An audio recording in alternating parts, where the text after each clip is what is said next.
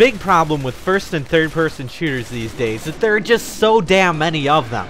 The market is flooded, and what's even worse for the little guys is that the top games are unbelievably good. Despite the entire community backlash they may get, console favorites like Gears of War and Halo are extremely well-made games. Even the second tier of games like Resistance are great.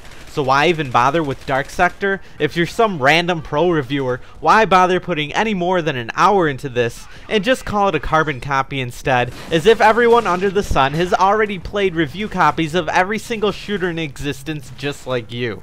It'd be a very easy article to write and a very easy way to call it a day. It would also be doing this title a large amount of injustice, and personally, I'd consider any reviewer who'd write such a diatribe to be a complete tool. Dark Sector is not even that much of a copycat. Granted, the foundation is the same. It's over-the-shoulder, third-person shooting where you aim with the left trigger and shoot with the right. There's a run button which smears the screen and finishing kill animations in melee combat. However, there's actually a bit of originality and depth here. Dark Sector introduces the Glaive, a boomerang weapon fresh out of Road Warrior in which you can charge, give elemental powers to, and toss in bullet time. Precisely aiming it and slowly watching its trajectory pass through 3 different enemies and their corresponding necks can deliver a killer feeling. Despite a similar base concept, the gameplay itself requires a new style of strategy. The Glaive is this game's unique concept and it works. Everything else controls exactly like you'd hope it would. Despite the fine controls and well-tuned gameplay, I still wouldn't consider Dark Sector to be that great.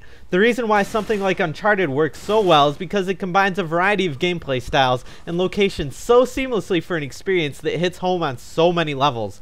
Dark Sector, though, on the other hand, is all shooting all the time. Each new generic area is yet another excuse to have a firefight. Everything has this weird blue hue to it, which fails to project the grand sense of adventure a title like this should have. At first, the progression into stronger and more bizarre enemies will keep most gamers hooked, but the allure of such enemies eventually begins to taper off. For the 10-hour experience that this game is, midway through I started to become a little restless. With the final quarter, I barely even wanted to play. The story adds nothing, as it's incoherent and mostly non-existent. Dark Sector's biggest problem is that it becomes mundane. It is 5 hours of quality gameplay elongated into 10. Because everyone wants to hear about it, Dark Sector does contain an online mode. Theoretically. Good luck finding someone to play it with. Dark Sector is a game for people who love the mechanics of a well-made third-person shooter.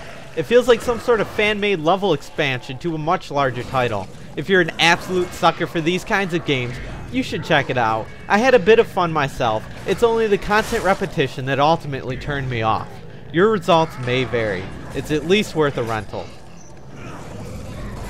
I give Dark Sector on the PlayStation 3 a 6 out of 10.